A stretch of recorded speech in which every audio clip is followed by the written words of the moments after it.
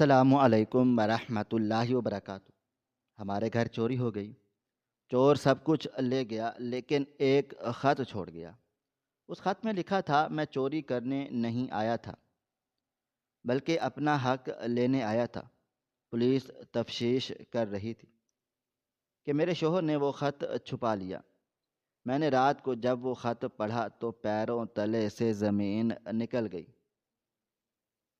جسے میرا شوہر چھپا رہا تھا وہ سالوں پہلے رات کا پچھلا پہر تھا اور آسمان پر کالی سیاہ گھٹاؤں کا راج تھا، جس کے ساتھ چلنے والی تیز اور سرکش ہوائیں میری کوٹھی کی اونچی دیواروں اور کھڑکیوں کے شیشوں سے ٹکرا کر ایک عجیب سی ہیبت ناک سرگوشی پیدا کر رہی تھی۔ شہر کے سب سے پوش اور مہنگے علاقے میں واقع ہمارا یہ عالی شان گھر اس وقت گہری نیند میں ڈوبا ہوا تھا، مگر قدرت شاید جاگ رہی تھی اور ایک ایسے طوفان کا پیش خیمہ تیار کر رہی تھی جو میری ہنستی بستی زندگی کی بنیادوں کو ہلا کر رکھ دینے والا تھا۔ میرا نام صبا ہے اور میں فیصل کی شریک حیات ہوں۔ فیصل جو شہر کا ایک نامور اور انتہائی امیر کاروباری شخص ہے۔ ہم اپنی زندگی کے بہترین دور سے گزر رہے تھے، جہاں دولت کی ریل پھیر، نوکر چاکر اور معاشرے میں عزت و وقار سب کچھ ہمارے پاس موجود تھا۔ میں اپنے شوہر پر آنکھیں بند کر کے بھروسہ کرتی تھی اور اسے اپنی دنیا کا محور مانتی تھی، کیونکہ فیصل نے ہمیشہ مجھے یہی بتایا تھا کہ یہ ساری دولت اس نے بیرون ملک اپنے دن رات کی محنت اور مشقت سے کمائی ہے، اور قسمت کی دیوی اس پر مہربان ہوئی تھی اور جب اس کی ایک بہت بڑی لاٹری نکل آئی تھی جس نے اس کی غربت کو امارت میں بدل دیا۔ میں اکثر سوچتی تھی کہ میرا شوہر کتنا عظیم ہے، جس نے زندگی کے نشیب و فراز دیکھے اور پھر اپنی محنت سے یہ مقام حاصل کر لیا، مگر میں اس بات سے قطعی بے خبر تھی کہ ہر چمکتی ہوئی چیز سونا نہیں ہوتی، اور کچھ عمارتیں ایسی کھوکھلی بنیادوں پر کھڑی ہوتی ہیں جن کے نیچے گارے اور اینٹوں کی بجائے گناہ گار اور دھوکہ دہی دوایا ہوتا ہے۔ اس رات بارش کی بوندیں جب چھت پر گر رہی تھی، میرے دل میں ایک عجیب سی بے چینی تھی، جیسے کچھ برا ہونے والا ہے۔ میں بستر پر لیٹی کروٹیں بدل رہی تھی جبکہ فیصل میرے پہلو میں بے خبر سو رہا تھا۔ اچانک نچلی منزل پر کسی شیشے کے ٹوٹنے کی زوردار آواز آئی جس نے رات کے سکوت کو کرچی کرچی کر دیا۔ میری آنکھ تو کھلی ہوئی تھی مگر اس آواز نے میرے دل کی دھڑکن کو مزید روک دیا تھا۔ میں ہڑبڑا کر اٹھی اور میں نے فیصل کو جھنجھوڑا جو گہری نیند میں تھا۔ فیصل ہڑبڑا کر اٹھ بیٹھا اور اس نے نیند بھری آواز میں پوچھا کہ کیا ہوا صبا، خیریت تو ہے؟ تو میں نے گھبرائی ہوئی اور لرزتی ہوئی آواز میں کہا، فیصل نیچے کوئی ہے، مجھے ڈرائنگ روم کی کھڑکی یا شیشے کے ٹوٹنے کی آواز آئی ہے۔ فیصل نے اسے میرا وہم قرار دے کر دوبارہ لیٹنے کی کوشش کی اور کہا، تیز ہوا سے کوئی گملہ گر گیا ہوگا، سو جاؤ۔ اسی لمحے سیڑھیوں پر بھاری قدموں کی آواز سنائی دی جو آہستہ آہستہ اور بہت احتیاط سے ہماری خوابگاہ کی طرف بڑھ رہی تھی۔ اب فیصل کے کان کھڑے ہو گئے، اس کی نیند پل بھر میں غائب ہو گئی۔ اس نے فوراً تکیے کے نیچے ہاتھ ڈالا جہاں وہ اپنی حفاظت کے لیے لائسنس یافتہ پستول رکھتا تھا، مگر اس سے پہلے کہ وہ کچھ کرتا اور اپنی جگہ سے ہلتا، ہمارے کمرے کا دروازہ، ایک بھاری بھرکم دروازہ، ایک زوردار دھماکے سے کھلا اور ایک سیاہ پوش نقاب پوش شخص اندر داخل ہو گیا جس کے ہاتھ میں ایک جدید اور خود کار ہتھیار تھا۔ اس شخص کا قد کاٹ بالکل فیصل کے جیسا تھا اور اس کی آنکھوں میں ایک عجیب سی وحشت اور نفرت کا الاؤ دہک رہا تھا، اور صاف دکھائی دے رہا تھا میں نے خوف کے مارے چیخیں ماری، چیخ پڑی اور فیصل کے پیچھے چھپ گئی، کیونکہ میں نے زندگی میں کبھی بندوق اتنے قریب سے نہیں دیکھی تھی۔ اس نقاب پوش نے اپنی بھاری اور روبدار آواز میں کہا، اگر اپنی جان پیاری ہے تو کوئی ہوشیاری مت کرنا، اور اگر زبان ہاتھ پر کر لو، ورنہ اگلی گولی تمہارے ماتھے کے درمیان ہوگی۔ فیصل نے لرزتے ہاتھوں کے ساتھ پستول وہیں بستر پر چھوڑ دیا اور اپنے دونوں ہاتھ اوپر کر لیے۔ اس کے ماتھے پر پسینے کے قطرے نمودار ہو گئے، مگر یہ پسینہ خوف کا موت کے خوف کا نہیں، بلکہ کسی اور انجانے ڈر کا تھا جو اس کی پھیلتی ہوئی پتلیوں میں لہراتا ہوا نظر آ رہا تھا۔ میں نے روتے ہوئے اور گڑ گڑاتے ہوئے کہا، بھائی آپ کو جو کچھ چاہیے الماری میں زیورات اور پیسے رکھے ہیں، وہ سب لے جاؤ، مگر ہمیں کچھ مت کہنا، خدا کے لیے ہمیں مت مارنا۔ مگر اس نقاب پوش نے ایک عجیب حرکت کی جو کسی عام چور یا ڈاکو کے شایع شان نہیں تھی۔ اس نے الماری یا میرے زیورات کی طرف آنکھ اٹھا کر بھی نہیں دیکھا، بلکہ اس کی نظریں سیدھی فیصل کے خوفزدہ چہرے پر جمی تھی، جیسے وہ وہاں پر کوئی پرانا حساب چکانے آیا ہو یا کسی ادھوری کہانی کو مکمل کرنے آیا ہو۔ اس نے اپنی نالی کی بندوق کی نالی کا رخ فیصل کے سینے کی طرف کیا اور انتہائی سرد اور کاٹ دار لہجے میں بولا، مجھے تمہارے ان کھلونے زیورات اور کاغذ کے نوٹوں کی ضرورت نہیں ہے فیصل سیٹھ، میں بھیک مانگنے نہیں آیا، مجھے وہ چیز چاہیے جو تم نے اس مخصوص تجوری میں چھپا کر رکھی ہے، جو تم دیوار پر لگی اس بڑی پینٹنگ کے پیچھے رکھتے ہو۔ یہ سنتے ہی فیصل کے پیروں تلے سے زمین نکل گئی اور میرا سانس حلق میں اٹک گیا، کیونکہ اس گھر میں رہتے ہوئے مجھے 10 سال ہو چکے تھے، اور مگر میں نے آج تک کبھی کسی کو جانتی تک نہیں تھی کہ پینٹنگ کے پیچھے کوئی خفیہ تجوری بھی ہے۔ فیصل کا رنگ ہلدی کی طرح زرد ہو گیا، اس نے ہکلاتے ہوئے کہا، تم کون ہو اور تمہیں کیسے پتا وہاں کیا ہے؟ وہاں کچھ بھی نہیں ہے، تم غلط فہمی کا شکار ہو۔ نقاب پوش نے ایک اور طنزیہ اور خوفناک کہکا لگایا کہ میں کون ہوں، یہ جاننے والا کون ہے؟ کوشش بند کرو، ورنہ تمہاری روح فنا ہو جائے گی، اور جھوٹ بولنا بند کر دو، بس چپ چاپ وہ تجوری کھولو اور اس میں موجود وہ نیلی فائل اور وہ سرخ مخملی کی تھیلی میرے حوالے کر دو، ورنہ میں اس عورت کے دل و دماغ کے پخرچے اڑا دوں گا جو تمہاری بیوی بنی بیٹھی ہے۔ اس نے بندوق کا رخ میری طرف کر دیا، میں خوف سے تھر تھر کانپنے لگی، مجھے اپنی موت سامنے نظر آنے لگی۔ میں نے چیخ کر کہا، فیصل خدا کے لیے جو یہ مانگ رہا ہے دے دیں، ہماری جان سے بڑھ کر کوئی بھی نہیں ہے، یہ کیا راز ہے، یہ کیا مانگ رہا ہے، اسے دے دیں۔ فیصل بری طرح سے پھنس چکا تھا، اس کی آنکھوں میں ایک عجیب سی سیاسی کشمکش اور بے بسی تھی، جیسے وہ کوئی بہت قیمتی چیز کھونے والا ہو یا اس کے ماضی کا اس کے سامنے آ کر کھڑا ہوگا۔ مگر میری زندگی خطرے میں دیکھ کر اس نے ہتھیار ڈال دیے، وہ کانپتی ہوئی ٹانگوں سے بستر سے اترا اور دیوار کی طرف بڑھا۔ اس کے قدم لڑ کھڑا رہے تھے، اس نے دیوار پر لگی ایک بڑی اور قدیم پینٹنگ کو ہٹایا تو واقعی اس کے پیچھے دیوار میں نصب ایک ڈیجیٹل تجوری نمودار ہوئی۔ میں حیرت اور صدمے سے یہ سب کچھ دیکھ رہی تھی، کیونکہ مجھے آج تک اپنے شوہر نے اس خفیہ خانے کا نہیں بتایا تھا۔ میرے دل و دماغ میں شکوک و شبہات کے نانگ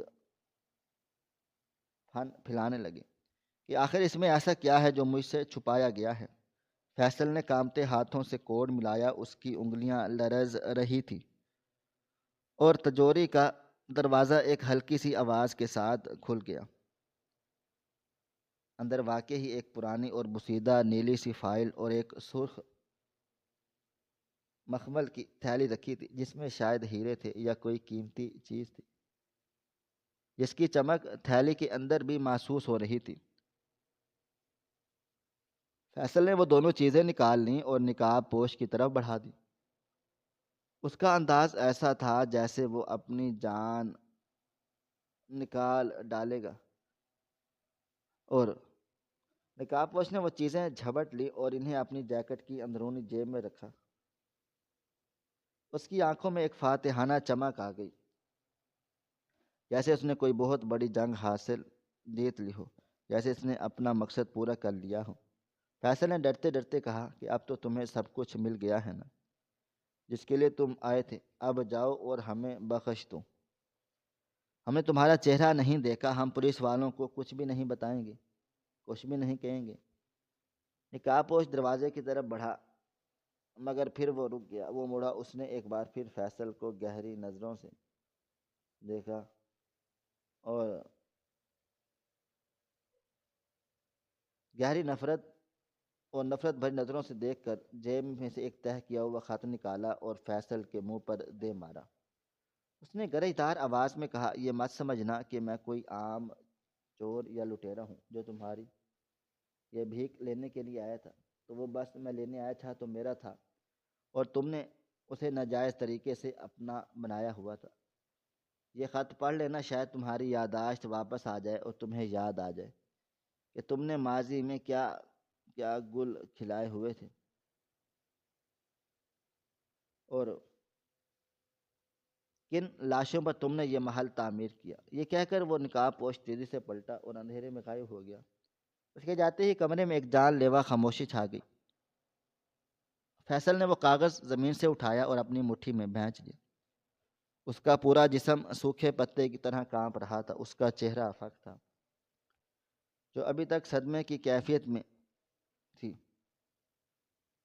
اور زمین پر بیٹھی تھی۔ میں نے ہمت کی اور دوڑ کر فیصل کے پاس چلی آئی۔ اس کا بازو پکڑ کر پوچھا، فیصل، یہ سب کیا تھا؟ وہ آدمی کون تھا؟ اس نے وہ فائل اور تھیلی کیوں مانگی؟ اور یہ تجوری آپ نے مجھ سے کیوں چھپائی ہوئی تھی؟ اور یہ کاغذ کیا ہے جو وہ پھینک کر چلا گیا ہے؟ مجھے دکھائیں، اس میں کیا لکھا ہوا ہے؟ مگر فیصل نے وہ کاغذ کیا ہے وہ پھینک دیا۔ مجھے دکھائیں۔ ایک دم سے مجھے جھٹک دیا اور فوراً کاغذ اپنی پینٹ کی جیب میں ڈال دیا۔ اس نے مجھے ڈانٹتے ہوئے کہا، کچھ بھی نہیں، بس کوئی پاگل تھا جو بکواس کر کے چلا گیا ہے۔ تم شکر کرو ہماری جان بچ گئی، اور خاموش رہو، زیادہ سوال مت کرو۔ مجھے فیصل کا یہ رویہ بہت عجیب اور توہین آمیز لگا۔ ایک طرف گھر میں ڈکیتی ہوئی تھی، ایک اجنبی مسلح شخص ہمارے بیڈ روم تک چلا آیا تھا، اور دوسری طرف فیصل بجائے مجھے دلاسا دینے کے یا پولیس کو فون کرنے کے اس کاغذ کو چھپانے کی فکر میں تھا۔ میں نے کہا، فیصل، ہمیں فوراً سے پولیس کو بلوا لینا چاہیے، وہ بھی زیادہ دور نہیں گیا ہوگا۔ ہمارے گھر کے گارڈز کہاں تھے؟ اس نے کیسے اندر داخل ہونے کی ہمت کی، مگر فیصل نے سختی سے منع کر دیا اور چیخ کر کہا، نہیں، کوئی پولیس کو نہیں بلائے گا، پولیس کو بلانے کی کوئی ضرورت نہیں ہے، بدنامی ہوگی اور وہ ڈاکو خطرناک ہو سکتے ہیں۔ اگر ہم نے پولیس کو بتا دیا تو وہ دوبارہ آ کر ہمیں مار دیں گے یا تمہیں اغوا کر لیں گے۔ میں جو کہہ رہا ہوں وہ مانو، کوئی کنووکیشن نہیں ہوگی، اور جو میں کہہ رہا ہوں، کوئی بھی پولیس اسٹیشن نہیں جائے گا، نہ ہی کسی نوکر کو اس بات کی خبر ہونی چاہیے۔ میں حیرت اور صدمے سے اپنے شوہر کو دیکھ رہی تھی، جو شہر کا ایک نڈر اور با اثر انسان سمجھا جاتا تھا، جس کے تعلقات بڑے بڑے افسروں سے تھے، مگر آج ایک معمولی چور سے اتنا ڈر رہا تھا کہ پولیس کو بلانے سے بھی کترا رہے تھے۔ میرے دل میں شک پیدا ہو چکا تھا، اور جو اب تیزی سے ایک تناور درخت بن رہا تھا۔ میں سوچنے لگی، آخر اس تجوری میں ایسا کیا تھا جو فیصل نے مجھ سے سالوں تک چھپائے رکھا، اور وہ چور صرف وہی چیزیں لے کر کیوں گیا؟ اس نے گھر کے مہنگے زیورات اور نقدی کو ہاتھ تک نہیں لگایا جو الماری میں کھلے پڑے تھے۔ یہ کیسی چوری تھی جس میں چور نے اپنی پسند کی چیزیں مانگ کر لی اور پھر وہ خط اس نے فیصل کے ہوش اڑا دیے، اور جو اب اس کی جیب میں ایک بم دھماکے کی طرح موجود تھا۔ رات کا باقی حصہ خوف اور بے چینی میں گزرا۔ فیصل ساری رات کمرے میں ٹہلتا رہا اور بار بار کھڑکی سے باہر جھانکتا، جیسے اسے ڈر ہو کہ وہ آدمی شخص دوبارہ آئے گا۔ اس کے چہرے پر ہوائیاں اڑ رہی تھیں۔ وہ بار بار سگریٹ پی رہا تھا اور اپنی جیب کو ٹٹول رہا تھا، کہیں وہ خط محفوظ ہے یا نہیں۔ میں بستر پر لیٹی سونے کا ڈرامہ کر رہی تھی، مگر میری نیند اڑ چکی تھی اور میری نظر فیصل پر جمی تھی۔ میں جاننا چاہتی تھی کہ آخر ماجرا کیا ہے، وہ کون سا راز ہے جو فیصل کی نیندیں اڑا چکا ہے۔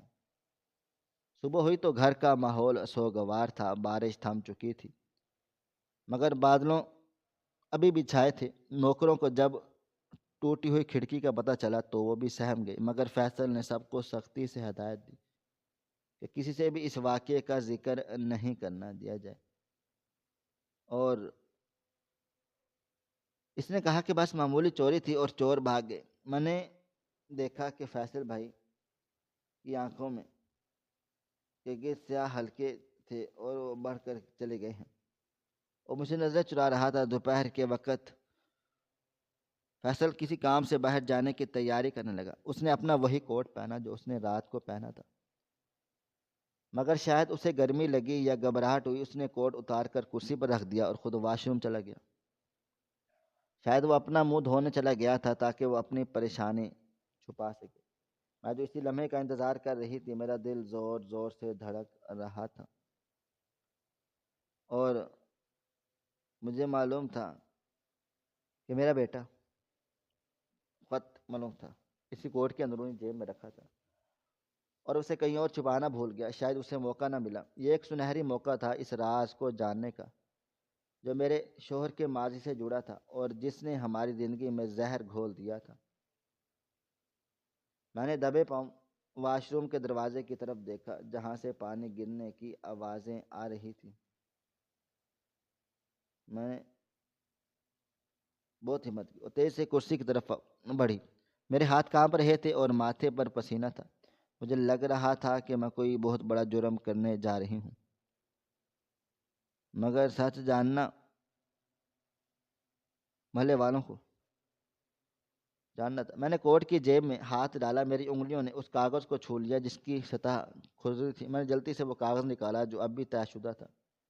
میں نے ایک نظر واش روم کے دروازے پر ڈالی، پھر اپنی کانپتے ہوئے ہاتھوں سے دروازہ دوبارہ سیٹ کر کے اور تری کو کھولا۔ اس پر تحریر نہیں تھی بلکہ کمپیوٹر سے ٹائپ کیا ہوا خط تھا۔ اس پر چند سطریں درج تھی۔ میرے دل کی دھڑکنیں میرے کانوں میں گونج رہی تھی۔ میں نے جیسے ہی پہلی سطر پڑھی، میرے پیروں تلے سے زمین نکل گئی اور میری آنکھوں کے سامنے اندھیرا چھا گیا۔ اس خط میں لکھا تھا کہ فیصل سیٹھ، میں تمہارے گھر چوری کرنے نہیں آیا تھا اور نہ ہی میں کوئی بھکاری ہوں۔ میں تو اپنا وہ حق لینے آیا تھا جو آج سے تم نے 20 سال پہلے میرے باپ کی لاش پر کھڑے ہو کر چھینا تھا۔ یقیناً تم دنیا کو بتاتے ہو کہ تم نے یہ دولت محنت مشقت سے کمائی ہے، مگر یہ دولت میرے باپ کے خون پسینے کی کمائی ہے جس کے ساتھ تم نے غداری کی تھی اور جسے تم نے پردیس میں بے یار و مددگار تڑپتا ہوا مرنے کے لیے چھوڑ دیا تھا۔ میں اسی کا بیٹا ہوں اور میں اپنا حساب لینے آیا ہوں۔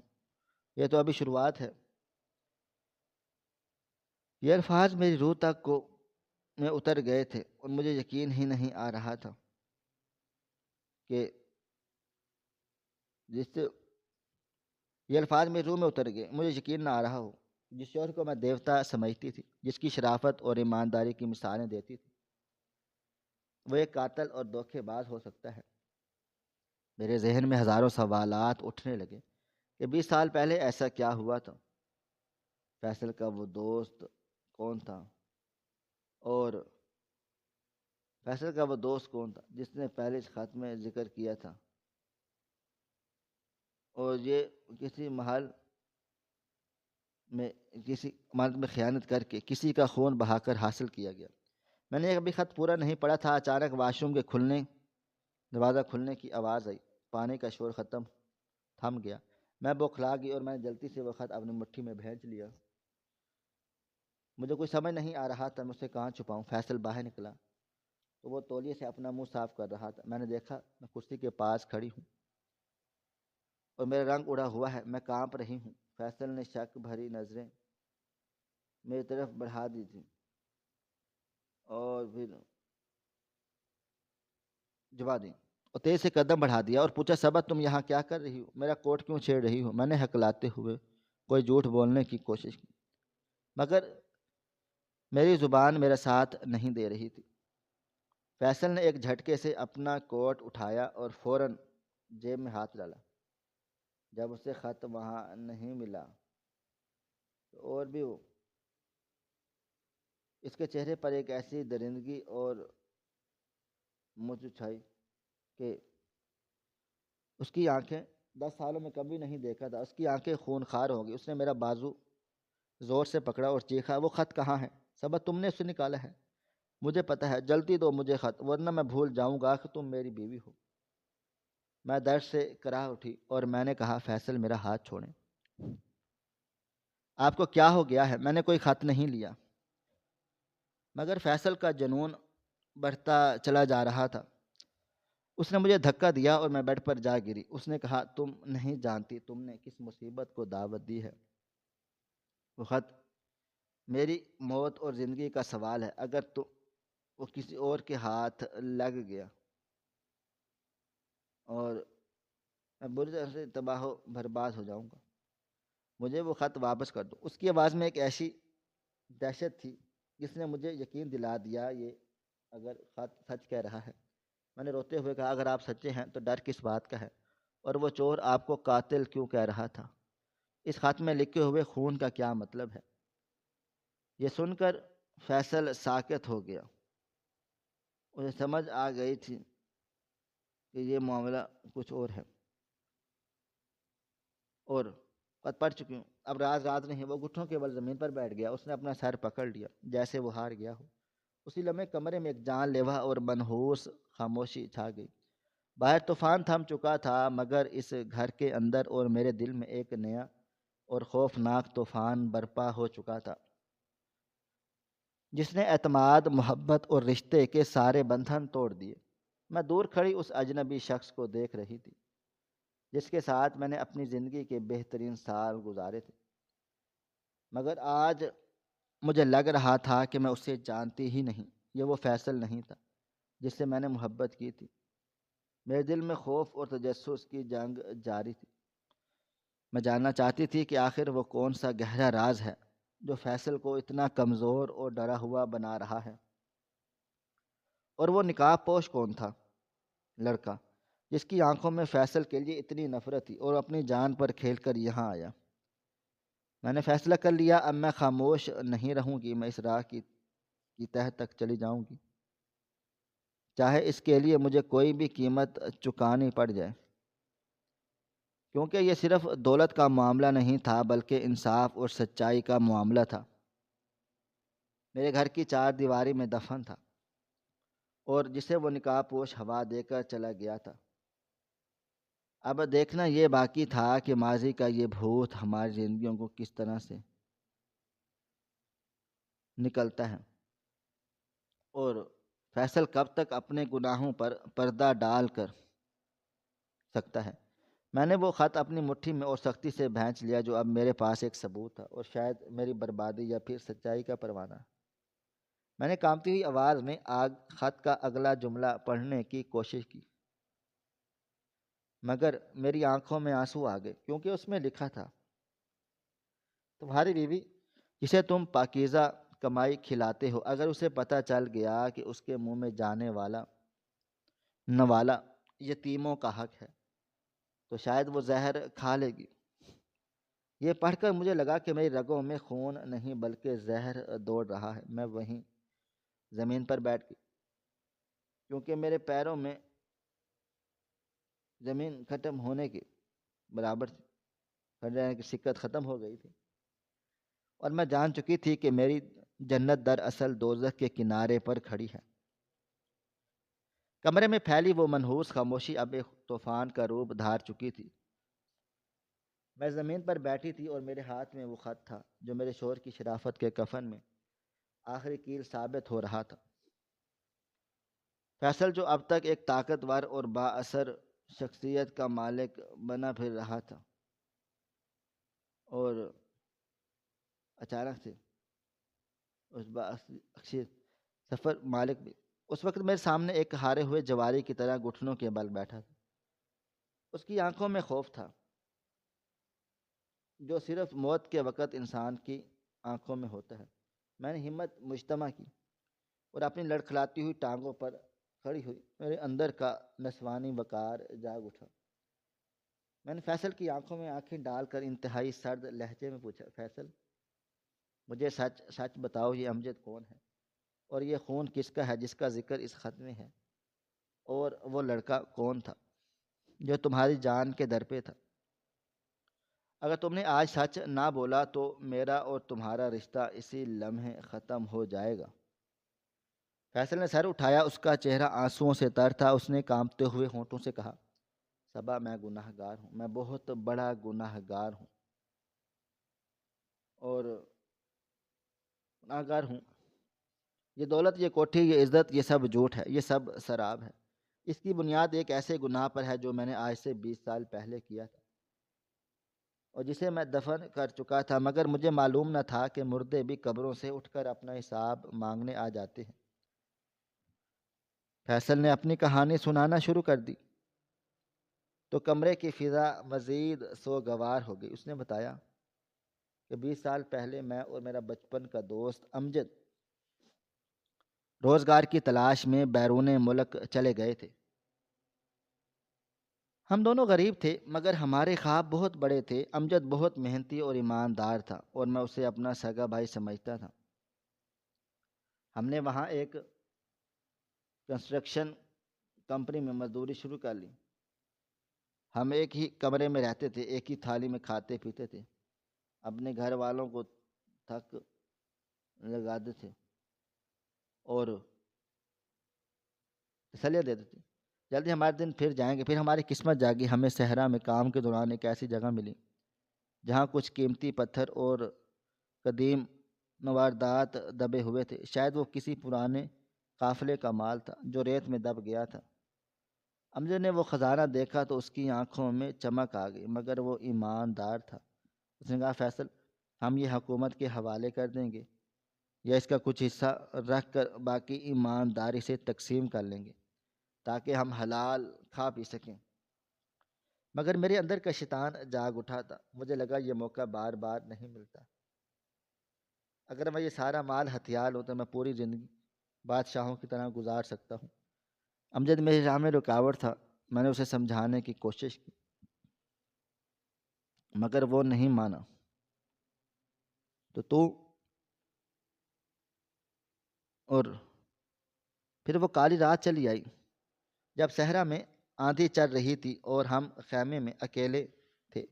شیطان نے مجھے ورغلا دیا اور میں نے پانی میں نیند کی گولیاں ملا کر امجد کو پلا دی۔ جب وہ گہری نیند سو گیا تو میں نے اس کا گلا گھونٹ دیا۔ وہ میرا نام پکارتا رہا، وہ مجھے بھائی کہتا رہا، مگر مجھ پر دولت کا بھوت سوار تھا۔ میں نے اپنے ہاتھوں سے اپنے بھائی جیسے دوست کو مار ڈالا اور اس کی لاش کو وہیں ریت کے ٹیلوں میں دبا دیا جہاں سے اسے کوئی ڈھونڈ نہ سکے۔ میں نے وہ سارا خزانہ، وہ قیمتی ہیرے اور سونا سمیٹا اور وہاں سے بھاگ نکلا۔ میں نے کمپنی میں رپورٹ کر دی کہ امجد کام چھوڑ کر کہیں چلا گیا ہے یا لاپتہ ہو گیا ہے۔ چونکہ ہم لوگ غیر قانونی جگہ پر تھے اس لیے کسی نے زیادہ تفتیش نہیں کی۔ میں وہ مال لے کر پاکستان آ گیا اور یہاں آ کر میں نے یہ بزنس امپائر کھڑا کر دیا۔ میں نے سب کو بتایا کہ میری لاٹری نکلی ہے اور میں نے اپنی ذہانت سے یہ سب کچھ بنایا ہے۔ مگر سچ تو یہ ہے کہ صبا، کہ اس گھر کی ایک ایک اینٹ امجد کے خون سے رنگی ہوئی ہے۔ میں جب بھی کھانا کھاتا ہوں مجھے اس میں امجد کا خون نظر آتا ہے۔ میں راتوں کو سو نہیں پاتا اور مجھے اس میں امجد کا خون نظر آتا ہے۔ امجد کی چیخیں سنائی دیتی ہیں۔ فیصل رو رہا تھا اور ہچکیاں لے رہا تھا۔ مگر میرے دل میں اس کے لیے ذرا برابر بھی ہمدردی نہیں تھی، بلکہ شدید نفرت اور گھن آ رہی تھی۔ میں نے سوچا کہ میں کس درندے کے ساتھ رہ رہی ہوں جسے اپنے دوست کو مارتے ہوئے ذرا بھی ترس نہ آیا۔ میں نے پوچھا کہ پھر وہ لڑکا کون تھا جو کل رات آیا تھا؟ فیصل نے سسکتے ہوئے کہا، وہ امجد کا بیٹا تھا، بالکل اپنے باپ کی تصویر ہے۔ جب میں نے اسے دیکھا تو مجھے لگا کہ امجد واپس آ گیا ہے۔ وہ مجھ سے بدلہ لینے کے لیے آیا تھا۔ اس نے بتایا کہ امجد کی بیوی یعنی اس کی ماں نے مرتے وقت اسے بتایا تھا کہ اس کا باپ فیصل کے ساتھ گیا تھا اور پھر کبھی واپس نہیں آیا، اور اسے شک تھا کہ فیصل نے ہی کچھ کیا ہے۔ اس لڑکے نے سالوں تحقیق کی۔ وہ وہاں پر گیا جہاں ہم لوگ کام کرتے تھے۔ اس نے پرانے ریکارڈ نکالے، اسے کچھ ثبوت ایسے ملے جو میں پیچھے چھوڑ آیا ہوں گا، اور اب تو وہ فائل دے گیا۔ اس میں امجد اور میری تصاویر ہیں، وہ کاغذات ہیں جس پر ہم نے شراکت داری کے دستخط کیے۔ وہ سب ثبوت ہیں کہ میں امجد کے ساتھ تھا، اور وہ مخمل کی تھیلی میں وہ ہیرے تھے جو میں نے چوری کیے، مگر میں نے ان سے کبھی بیچے نہیں کیونکہ مجھے ڈر تھا کہ وہ پکڑے جائیں گے۔ میں نے انہیں اپنی بدقسمتی کی نشانی سمجھ کر سنبھال رکھا تھا۔ وہ لڑکا وہ سب لے گیا ہے، اب وہ پولیس کے پاس جائے گا یا مجھے مار دے گا۔ وہ کہہ رہا تھا کہ مجھے عدالت میں گھسیٹے گا اور دنیا کو میرا اصلی چہرہ دکھائے گا۔ فیصل نے میرے قدم پکڑ لیے اور کہا، صبا مجھے بچا لو، مجھے معاف کر دو، میں تمہارے لیے یہ سب کے لیے کر لیا ہوں، ہماری کشتی کو خوشیوں کے لیے تیار کر لیا۔ مگر میں نے نفرت سے اس کے ہاتھ جھٹک دیے اور پیچھے ہٹ گئی۔ میں نے کہا، خبردار جو مجھے چھوا، تم میرے لیے نہیں بلکہ اپنی ہوس کے لیے یہ سب کچھ کیا۔ اگر تمہیں مجھ سے محبت ہوتی تو مجھے حرام کا نوالا نہ کھلاتے۔ تم نے میری آخرت بھی برباد کر دی اور اپنی بھی۔ جس بنیاد پر تم نے ہمارا رشتہ بنایا وہ بنیاد ہی کھوکھلی تھی۔ تم قاتل ہو اور میں ایک قاتل کی بیوی بن کر نہیں رہ سکتی۔ اسی دوران باہر پولیس کے سائرن کی آوازیں گونجنے لگیں۔ فیصل گھبرا کر کھڑکی کی طرف بھاگا۔ پولیس موبائل کی گاڑیاں دروازے کے ہمارے گھر کو گھیر چکی تھی۔ شاید اس لڑکے نے اپنا وعدہ پورا کر دیا اور وہ سیدھا پولیس کے پاس چلا گیا اور اس نے وہ فائل اور ثبوت پیش کر دیے، یا شاید اس نے میڈیا کو بلا لیا کیونکہ باہر شور بڑھ رہا تھا۔ فیصل نے بوکھلاہٹ میں ادھر ادھر دیکھا۔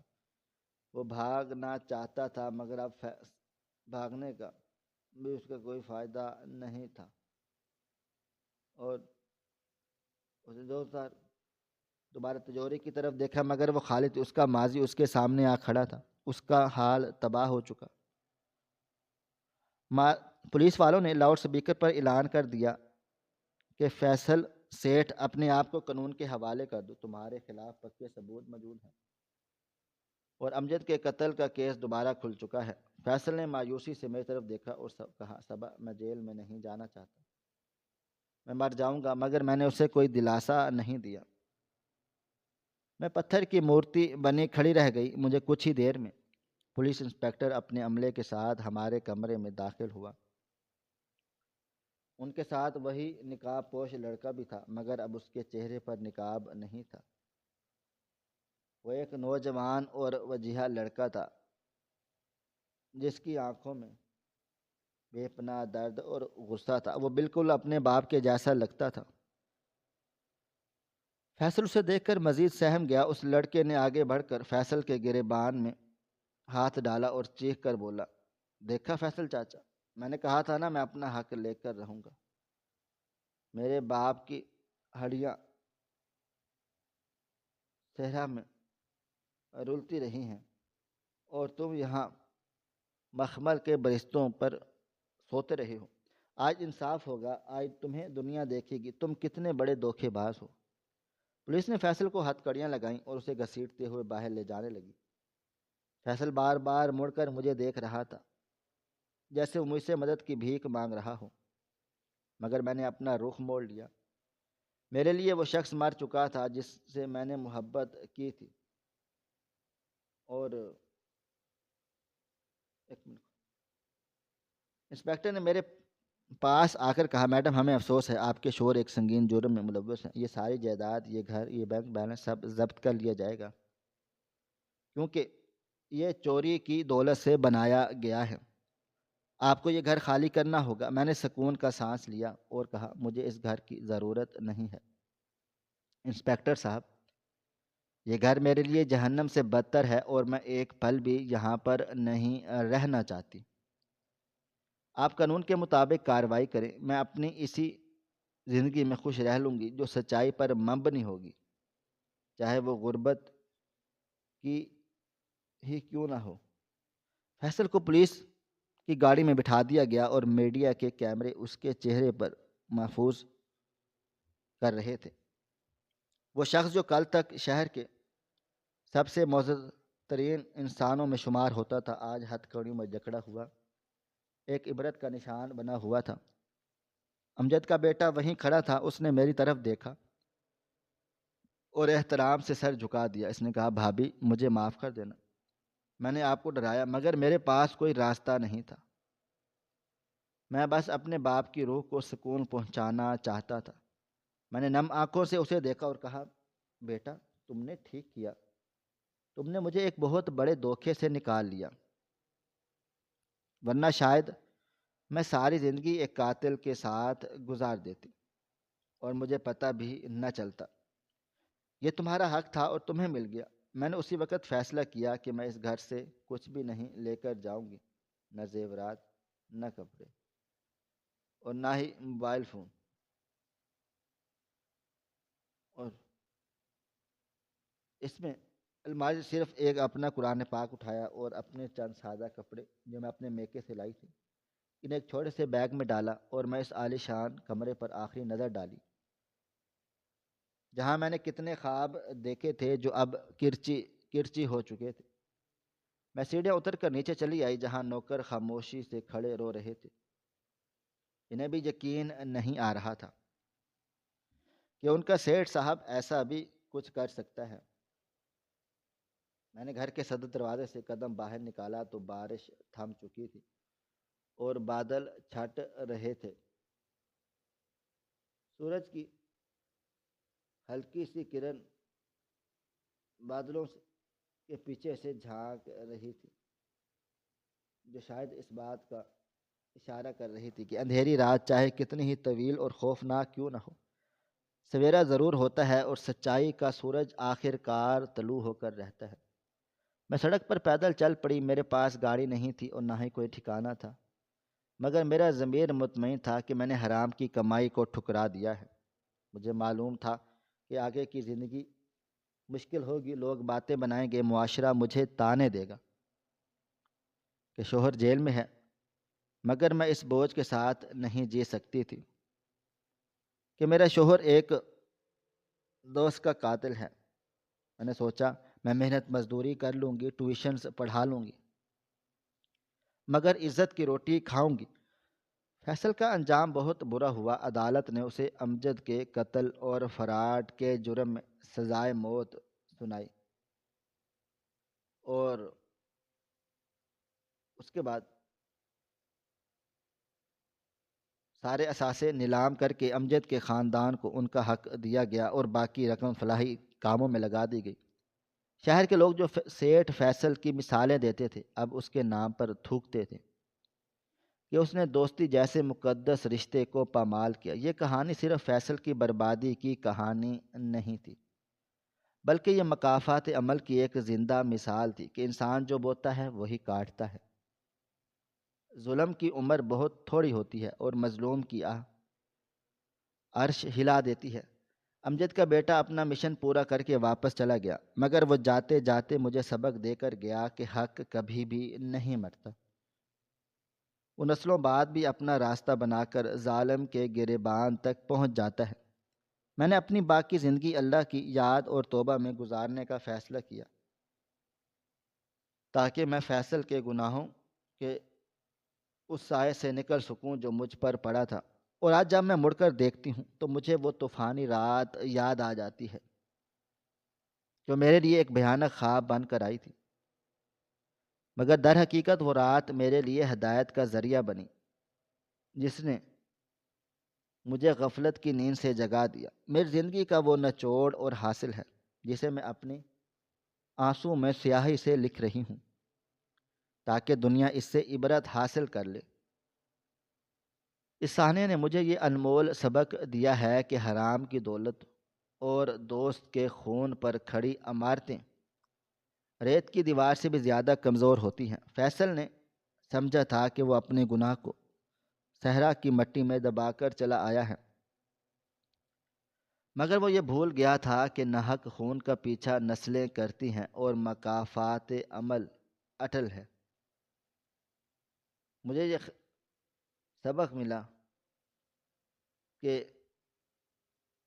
محلوں میں سکون نہیں ہوتا بلکہ بے داغ ضمیر ہوتے ہیں، اور عزت کی روکی سوکی روٹی اس پرتعیش کھانے سے ہزار درجہ بہتر ہے جس میں کسی یتیم کا حق اور دوست کی خیانت شامل ہو۔ یاد رکھیں، ظلم کی عمر مختصر ہوتی ہے اور سچائی کا سورج دیر سے صحیح مگر طلوع ضرور ہوتا ہے۔ ہماری آج کی یہ کہانی آپ کو کیسی لگی؟ کومنٹ باکس میں اپنی رائے کا اظہار ضرور کریں اور ہمارے چینل کو سبسکرائب کر لیں۔ شکریہ۔ اللہ حافظ۔